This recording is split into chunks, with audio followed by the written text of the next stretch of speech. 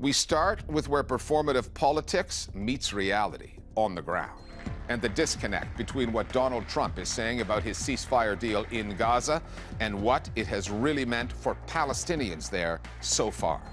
Trump failed to win the Nobel Peace Prize, but the Venezuelan politician who did win it is doing her best to make it up to him. His actions have been decisive.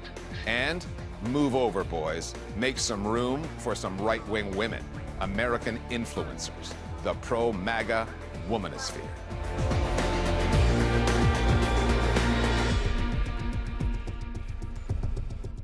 The ceasefire in Gaza has been hailed as an historic breakthrough, albeit primarily by its chief architect, Donald Trump, and to a lesser, unconvincing extent by America's allies in Israel. For Palestinians, however, it's a different story. Israeli killings have continued. Tons of humanitarian aid is still blocked at the border. People are still going hungry. Captives have been released, 20 Israelis held in Gaza with 2,000 Palestinians freed from Israeli jails. And the reporting on that provided yet another case study in double standards that helps explain why Israel was allowed to inflict its genocide on Gaza for so long. The Israeli captives have names, they have faces, stories, whereas the Palestinians released go unnamed. Their stories go untold. And Israel is still blocking international journalists from entering the genocide zone, which does not bode well for Palestinians. Contrast what's happening in Gaza with the way the ceasefire was announced in Egypt, and it's like comparing a horror show to a piece of political theater, directed by many of the same actors, politicians, who, lest we forget, enabled and empowered the Israelis to commit a genocide in the first place. A ceasefire hanging by a thread over a land covered in an estimated 55 million tons of rubble. More than 1 million Palestinians living in tents, still going hungry, with not enough aid trucks getting in. Israel's latest pretense for blocking them and threatening to blow up this ceasefire, the bodies of all the dead Israeli captives have not yet been returned. Hamas says it cannot find those 19 bodies in all that rubble to dig them out. In Gaza, where at least 67,000 Palestinians have been killed and tens of thousands more are still missing and presumed dead, but unable to be located either under that same sea of wreckage. This was going to take quite some time because the entire territory has been reduced to a pile of rubble. Hamas doesn't have the heavy equipment and sufficient information to even locate where these corpses are. It's almost as though Netanyahu is deliberately trying to find a pretext to return back to open warfare. 3 days just simply isn't enough when Palestinians haven't even been able to recover their own dead. They don't care about the hostages. It's about occupying Gaza, continuing the genocide. They want to use this so-called violation to go back to fighting. Will Trump allow it? It's another question. From the moment it was announced through to its signing in Sharm el-Sheikh, Egypt, this ceasefire has had a precarious feel to it. Largely because, fanfare aside, the devil is in the details, and this deal has precious few to offer, regardless of how Donald Trump described it. We're going to be signing a document that's going to spell out a lot of rules and regulations, and it's very comprehensive. More than 20 countries sent their leaders to attend, including the UK, France, and Canada, politicians posing as peacemakers, while their governments still ship weapons to Israel. And neither the Israeli Prime Minister nor Hamas's leaders were even in the room. Added up, and what was presented in Egypt was not even a ceasefire agreement. It was a declaration of what should happen rather than an agreement on what will happen. Okay, thank you. A wish list, effectively, made in Washington. If you look at the communique that was issued at the Sharm el-Sheikh summit, it's just one platitude after another. It says absolutely nothing about the substance or content of any peace. It just basically lauds Donald Trump as a great peacemaker and issues a bunch of platitudes about how important peace is, but what that peace is supposed to look like, when it will be achieved, how it might be achieved. There is not a word in the declaration about that. We shouldn't believe that Trump has suddenly been converted to some kind of benevolent overseer of the Israeli-Palestinian context. This is a guy who 2 minutes ago was aiding and abetting a genocide. The summit in Egypt was clearly the victory celebration that Trump wanted. But Trump has the attention span of a flea. And what's going to be required here is sustained pressure on Netanyahu not to simply resume the genocide now that the hostages are freed. It's unclear whether Trump can do that, but he's not going to get a Nobel Peace Prize for a temporary halt to the genocide that then picks up again. Sharm el-Sheikh can probably be best described as a ceremonial moment. It was political posturing with those states involved in this summit. They are actually deeply complicit in what we have seen unfold in the last 2 years. And I think, if anything, this really sort of assists them. It's a successful PR stunt in terms of assisting themselves as well as Israel in avoiding any kind of accountability, especially once the dust settles and where many of these states and institutions have a lot to account for. Palestinians would put more stock into this ceasefire and its chances of lasting if so many Israelis were not itching for the fighting to continue. They're unconvinced by what Benjamin Netanyahu is saying publicly. And together, Mr. President, we will achieve this peace. Saluting Donald Trump, when everyone knows Trump forced the prime minister to sign up to the deal. Netanyahu's defense minister, Israel Katz, tweeted that the Israeli military still must destroy Hamas's tunnels in Gaza and that he has ordered it to do so.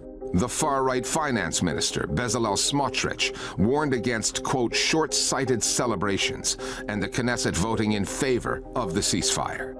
The lethal airstrikes continue, including one that killed at least 5 civilians in Shujaiya, in Gaza City. And perhaps most concerning of all, the Israelis are still locking the international media out of Gaza, which suggests even more war crimes are coming that they do not want the world to witness. The fact Israel is preventing international media into Gaza shows us they understand the potential damage of journalists going in there. International media could do research, could talk to people, and this is why Israel is fighting a petition of the Foreign Press Association here in Israel to allow journalists in. They know when Gaza opens to journalists, this will change completely. And the protest and the objection to what Israel did will only grow. The opposite from what the Israeli government and the public are maybe hoping. Anyone examining Western media coverage in search of double standards need look no further than the reporting on the latest release of captives. The freeing of 20 Israelis, including soldiers captured in Gaza, has attracted much more coverage, much more empathy than the 2,000 Palestinians freed from Israeli jails. Profiles and photo galleries of the Israeli captives, most of whom emerged in far better condition after being held in Gaza, where there is a severe shortage of food and medicine, than the Palestinians released from Israeli jails, where there are no shortages at all. And these were not isolated cases of journalistic bias. It was an across-the-board systemic pattern on the BBC and CNN, in the New York Times, the Washington Post, and Deutsche Welle, and news agencies like the Associated Press. For international media, it's much more easy to relate to the Israeli hostages because there was an international campaign. I mean, they're holding on to their sons exactly the way that you would hold on to your son. They're seen as Western citizens who were kidnapped to Gaza, and there was an international campaign and support all across the world. Palestinians that are held without a trial is unfortunately something not new that is happening for dozens and dozens of years, and Israel kind of normalized it, the occupation system, both in the West Bank and in Gaza, so it doesn't seem as something new as news for most people. When it comes to Israeli hostages, Western media have often presented those hostages being released in this round as civilians. But these 20 people did nothing. The people taken that completely obfuscates the reality here, which is many of those that have been released are soldiers, and the fact that Not only has the Israeli administration tried to present those hostages as civilians, but worse yet, that Western media has parroted that, has been so incredibly detrimental to the decontextualization and obfuscation of facts here, which are that those are legitimate combatants in the context of war. The corpse of a dead Israeli captive meant more to Washington than the lives of many thousands of Palestinian children. I have no doubt that we're going to see a detailed profile of every single Israeli captive in Western media. The Palestinian is at best a statistic. A young autistic Palestinian child seized from the Gaza Strip and kept in the most inhumane conditions. He is, for all intents and purposes, a terrorist, because it's common for the Western media to ascribe humanity to colonial powers and ascribe only the most sinister motives to their darker victims. All while the Israelis maintain the most inhumane of pressure tactics. ואנחנו מחויבים להשיב את כולם עד האחרון שבהם. Capitalizing on Hamas's failure, its inability to dig out the last of those Israeli bodies, to keep blocking aid, to kill even more Palestinians. The Israeli government shows itself willing to starve Palestinian civilians as a way of getting at Hamas. Hamas says that it's trying to find the bodies, and that they're hidden in the rubble. Even the US government seems to believe Hamas. But Israel, rather than trying to pressure Hamas directly, is again trying to pressure Palestinian civilians. That is the essence of a war crime. This year's Nobel Peace Prize went to a Venezuelan opposition leader and not to Donald Trump, who kept telling us he was the most deserving candidate. And the winner, Maria Corina Machado, has dedicated her victory to the Venezuelan people and to Trump. Meenakshi Ravi has more on what her endgame might be. After learning that she had won the Nobel Peace Prize, Maria Corina Machado went on Fox News to explain why she was dedicating it to Donald Trump. Not only has he been involved in only a few months in solving 8 wars, but his actions have been decisive to have Venezuela now at a threshold of freedom. Machado was pandering to Trump, echoing his misleading claim of having ended 8 wars and attempting to press Trump to lean harder on Venezuelan President Nicolas Maduro, who has been in power for 12 years. Machado is the latest of a number of popular Venezuelan opposition politicians to have the tacit backing of the United States. It's a pattern decades in the making. For more than 25 years, Venezuela's left-wing government has openly opposed US influence. In return, Washington, citing some valid and some exaggerated human rights and political abuses, has imposed economic sanctions on the country. It's also offered its support to opposition candidates. Trump's officials now routinely refer to Venezuela as a narco-state and have openly advocated for regime change there. They have an ally in Machado, and while she might be welcomed on US channels, Venezuelan media outlets, which face severe restrictions under Maduro, are of a different view. Telesur ran this headline on Machado: from coup plotter to Nobel Peace Prize winner. For years, the right-wing blogosphere in the U.S. has been male-dominated. Hordes of podcasters and influencers swaying more men into Donald Trump's MAGA movement. But the 2024 election, where the president gained a bigger foothold with women, shone a light on a rising parallel force, the so-called womanosphere. Its mission, to rebrand conservative politics as cool and engaging for a female audience. Through YouTube channels, social media, and podcasts, conservative women now offer hot takes on pop culture, snippets of everyday life, and relationship advice, all spiced with a heaping helping of right-wing politics. Like their male counterparts, they frame themselves as anti-woke warriors while offering women disillusioned with feminism a more traditional alternative. The Listening Post's Aletra Scrivo now on the women of MAGA and how they are strategically targeting and luring even more women into the fold. Of all the absurd pronouncements Donald Trump has made, some of the most inflammatory have been about women. I've said that if Ivanka weren't my daughter, perhaps I'd be dating. She turned on him like a dog, but no, she's crazy as a bedbug. That is one dumb woman. Sorry. I'm sorry, women. She's a dummy. Despite the overt objectification and regressiveness in Trump's view of women, his MAGA movement commands substantial female support, including from several women who hold prominent positions within his administration. The first female White House Chief of Staff. Susie Weil, stand up, please. Susie Weil. The youngest ever press secretary. Caroline Levitt. It's that face, it's that brain, it's those lips, the way they move like she's a machine gun. A female attorney general. Pam Bondi has done an unbelievable job. And a female secretary of Homeland Security. Christine, she's unbelievable. I was watching her riding yesterday on a horse. She was as good as anybody.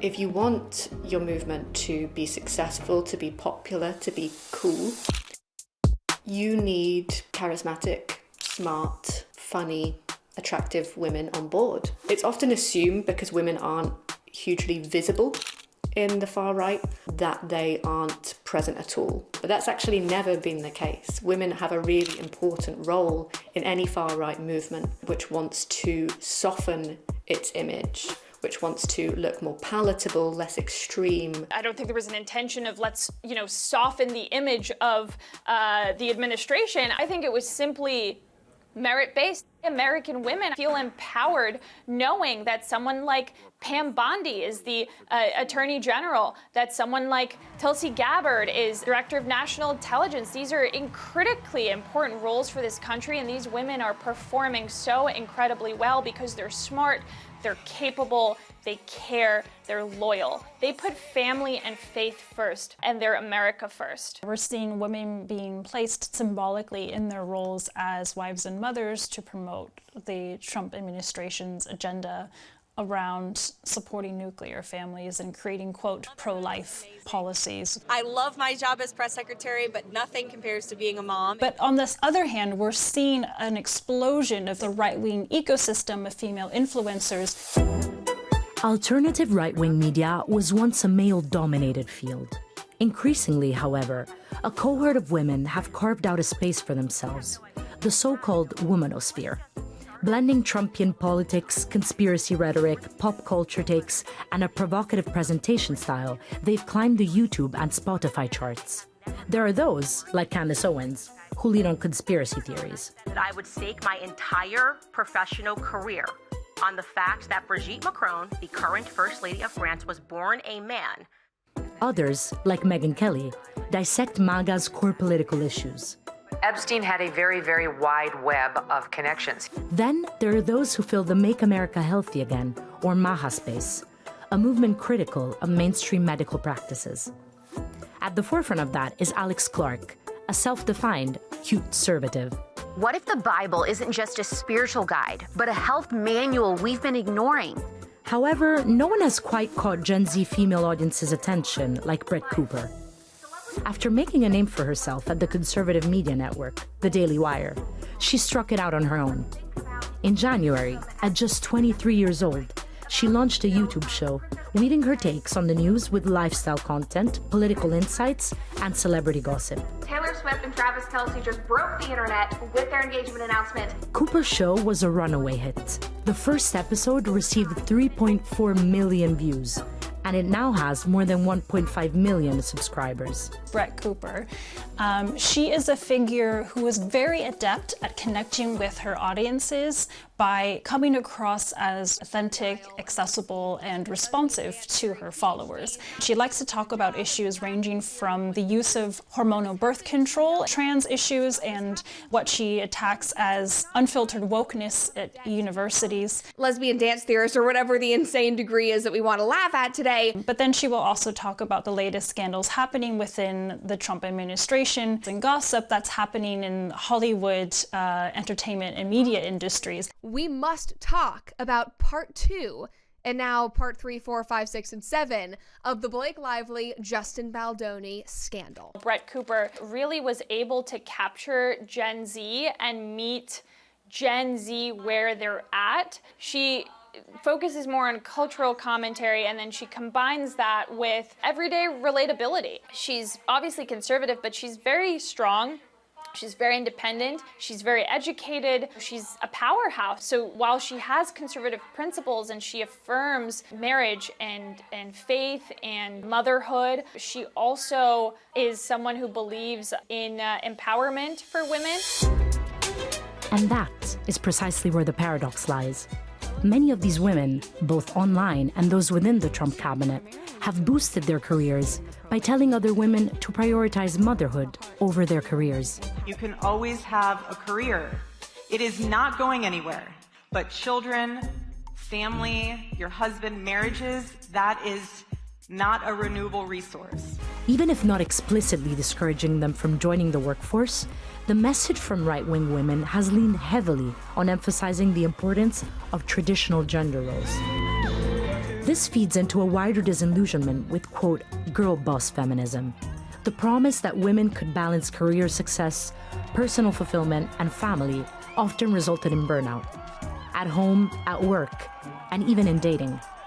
So the target for many of these womanosphere influencers is clear: feminism, its historical achievements, and those on the left who represent them. I blame feminists for almost every ill that we have right now. There are many women who feel completely disillusioned and betrayed by the Democrat Party, by liberalism, by radical feminism. And this mentality, this kind of eroding of traditional masculinity and trying to feminize men to a point where men are going through this kind of backlash process because they feel like they have been oppressed and suppressed by feminists who have tried to brainwash American women into thinking that they don't need men. Girl boss and treat them like crap. And these types of attitudes have led to an entire generation of women who spent their 20s focused on their careers and rejecting men. What they essentially mean is that sure, this stuff might make you more free, going to the office every day, earning money, not needing to rely on your man for a house, for safety, that might make you more free. Being able to choose when you have a baby, or if you have a baby, that might make you more free. But it's not making you more happy. It's explicitly responsible for your lack of happiness. In the 70s, women were given all sorts of lies. Things that we were told were going to improve our lives, make them better. But are we happier? They turn the argument back on its head, essentially. They say, was this really the right sacrifice to make? While it's true that many women are burnt out, 55% compared to 42% of men, according to an American Medical Association survey, and they're having fewer children, the problem isn't feminism per se. Rather, it's things like the disproportionate burden of unpaid labor women face, or the structural gender inequalities in the workplace. And the antidote to these issues is not selling nostalgia as empowerment. Instead of focusing on the solution that governments and societies should support young people in trying to find employment, buying a house, and starting their lives, we're seeing the right instead offer this alternative vision of focusing on building families and sort of retreating into traditional gender roles where women are the homemakers instead of participating in public and civic life. I think this demonstrates how, for progressives, there needs to be a more concrete and confident argument in favour of women's rights. It's not enough simply to say, well, look how terrible things were back then. That's just increasingly not effective as an argument. This is important for people to remember, that simply because we're saying we don't want to go back to the past, it doesn't mean we're saying everything right now as it stands is perfect. And finally, a Washington Post investigation has revealed how the Israeli government used YouTube ads to rewrite the narrative of Gaza's famine, and how YouTube's owners at Google were more than okay with that. This is real footage of Gaza food markets, July to August 2025. The Post looked into videos like this one, put on YouTube by the Israelis of a market in Gaza where the food looked plentiful. It found that the video was shot just after the Israelis had allowed supplies into the strip after months of restrictions, and the products were sold at prices most Palestinians simply could not afford. An internal Google email obtained by the Post shows that the company decided the ads did not violate its policies and went further. Staff were told that any future Israeli videos making similar claims about food or famine in Gaza would not violate Google's rules over safety and trust. The message was clear. Google's rules, which can be quite restrictive, did not apply to Israeli misinformation. They say the truth is the first casualty of war, and the people behind YouTube and Google have been accomplices, willing ones, in Gaza.